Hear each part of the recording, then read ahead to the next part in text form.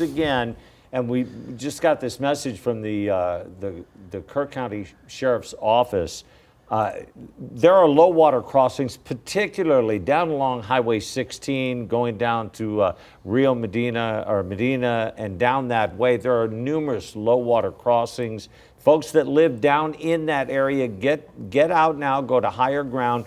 Do not drive into this water because it is moving much, much faster than you can imagine. As Paul had said a while ago, that river at Kerrville typically flows at about 2.5 cubic feet per second, and now it's flowing at 175,000 cubic feet per second. You know, you make a good point there. Can you imagine right now in Comfort, I'm sure it's risen some, but it's going to go from earlier this morning in Comfort, it's going to go from earlier this morning, it was at, let's see, how many feet? It was at 3.7 feet. It's going to go from 3.7 feet to 31. Wow, it's crazy. Scary situation there. We want to get back to Rania Kaur, who's there. You're seeing her shot there in Kerrville. Rania, who are you speaking with right now? Right now, we're on the phone with Sergeant Jonathan Lamb with the Kerrville Police Department. He's the one that's been keeping me updated on this evolving situation. And Sergeant, what can you tell us right now? You mentioned just a little bit ago that swift water assets are on their way. Hey, good morning, Ron. Yeah, it's been a hectic morning for our Kerrville Police Department and our Kerrville Fire Department. They're conducting rescues this morning and evacuations from flooded areas. We know we have some people who are unable to get out. Those people are sheltering in place safely right now, and we have some swift water rescue apparatuses on our way. And some of those are arriving now through our mutual aid agreements with other police and fire departments around the area. The last word that we had from the National Weather Service was that the river was expected to crest around 9 in the morning, so that's about an hour and 15 minutes from now. And they said they estimated the water height would be 29 feet.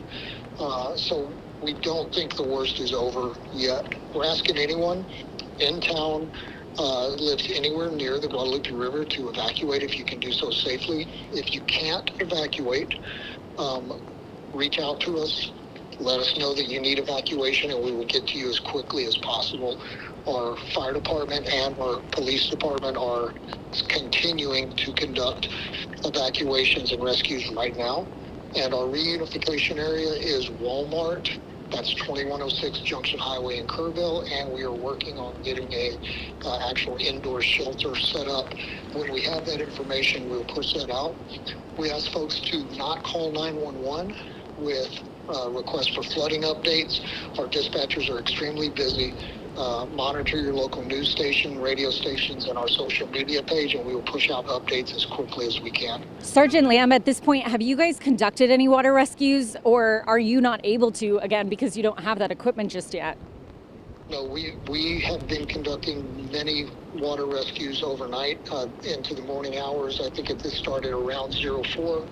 And the last 3 or 4 hours, our guys have been out wading through water and getting people to safety. I don't have specifics on that because the guys who are doing that are still out there doing that. I'm just hearing it on the radio. They're pulling people out of vehicles. They're pulling people out of homes and apartments that are flooded and getting them to safety. Where is that equipment coming from, Sergeant? I don't have specifics on which agencies are bringing that. I just know that's through our emergency management center that we're bringing that in. Sergeant, how long do we know what the estimated time of arrival is for that equipment that's coming? Yeah, I really don't. I just know that it's en route. Sergeant, from where I'm standing on Sidney Baker Street, we're able to see a house. Do we know the number of homes or apartment buildings that are impacted along the Guadalupe River right now? Yeah, unfortunately, I don't have that kind of specific information and won't be able to get that to y'all for a while. Sergeant, what's the biggest thing you want people to know at this point? Is there any reports of anybody missing? I don't have that information. The most important thing that I would say right now to anyone who can hear me is if you live within 100 yards or so of the Guadalupe River and it looks like Again, the river is not crested yet. We ask you to move to a safe location as quickly as possible. Don't wait. And we would also ask that if you're not able to get to safety, to let us know, and we will get to you as quickly as we can. Sergeant, you mentioned that there were some streets that were experiencing some localized flooding. Are those the same streets? Are there more streets at this point now? I don't have a complete list, but I can give you a partial list. Of course, this is subject to change, but what I do know right now is Arcadia Loop is flooded. Thompson Drive is flooded. Guadalupe Street is flooded. Lowry Street is flooded. South Lewis is flooded. Herzog and Loop 13, that area is flooded. Portions of Guadalupe Street from Francisco Limas on are flooded. The Francisco Limas Bridge is impassable and been closed. Portions of Broadway from about G Street to Schreiner University has been closed. Riverside Drive is closed, and other streets, side streets in that area are also affected. And again, I don't have a complete list, and that is subject to change as the situation develops. Thank you so much. So this has gotten into the city limits of Kerrville. Say that one more time, please.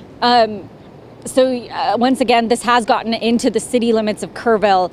Thank you so much, Sergeant. We'll be back with you, and of course, we'll be bringing the live updates right here on KENS 5. Barry, Audrey?